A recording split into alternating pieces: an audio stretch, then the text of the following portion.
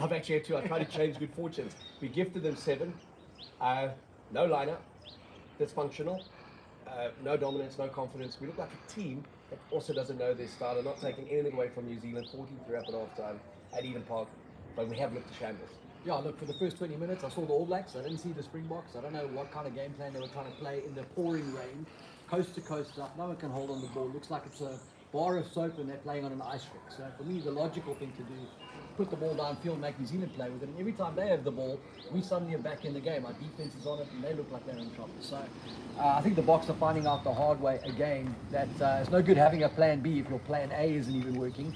And we need to get back to tight to get back in this game. We've got to find our line-out more and we've got to get back to dominating the breakdown. Okay, well, I listened to Vic. Then there's no sound, but there we go. Back on. I listened to Victor Matford earlier with Nick Mallet on Supersport, the final whistle, and he spoke about our lineup being in disarray. Yeah. Him not understanding that we're going to 4, 5-man lineouts when we should be using our height. We should be using all 7 in the lineout. Nick Mallet said, but it's because Tony Brown wants more forwards in the backs to attack. Are we a team at the moment just caught between 2 styles?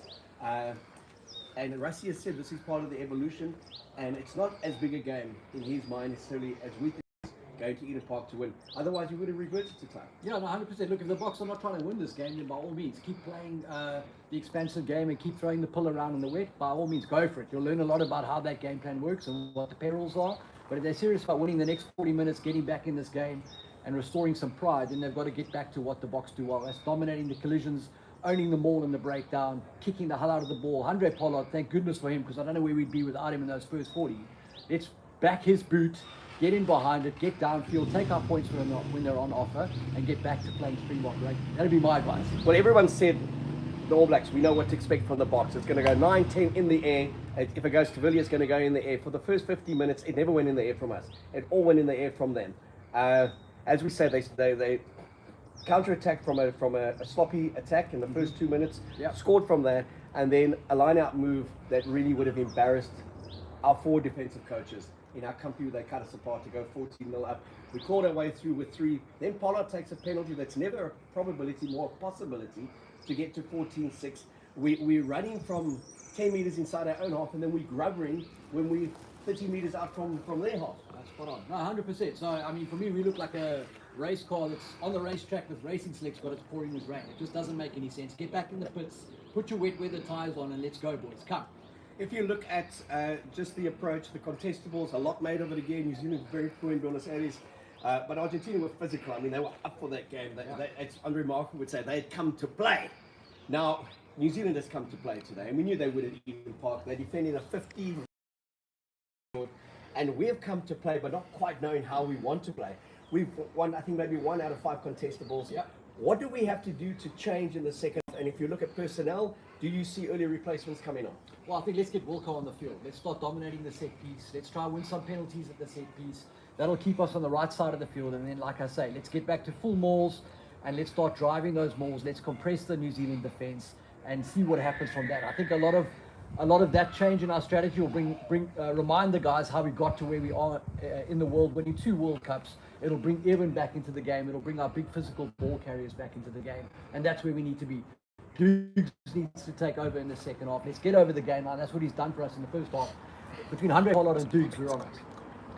If you look at, you say, bring on Wilcolo, bring on Lut. I think we need him in the lineup as early as possible. And then obviously, Sia's going to empty the tank in the next 5 or 10 minutes. Kwaka will come on.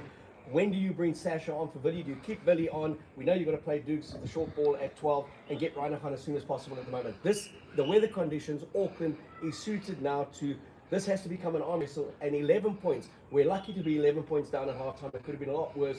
We can claw that back with 2 quick scores. No, spot on. I don't think this is really so much about the players. It's about what we're trying to do on the field. So, as much as I think Kobus Reinach would have been a better fit for wet weather rugby and a long kicking game than Grant Williams, it's not so much that Grant is not the player for this. It's that the way we're trying to play in this situation doesn't work.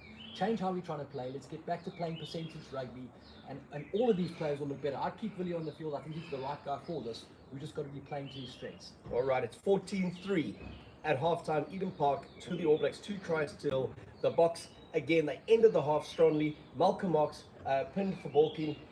The liner, what do you fix in the liner? Because that's going to be key to the second half. No, we're just trying to be too fancy, too sexy. Just keep it simple, boys. Full lineouts and let's drive them. Let's win that ball and go forward. No off the top stuff.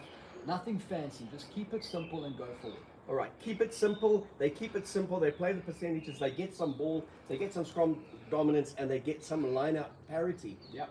Can the Boks still win this Oh, one? the Boks can definitely win this one. We're still in this game. New Zealand should be nervous. They played all the rugby in the first half, dominated the first quarter at least, relinquished that territorial control in the second quarter.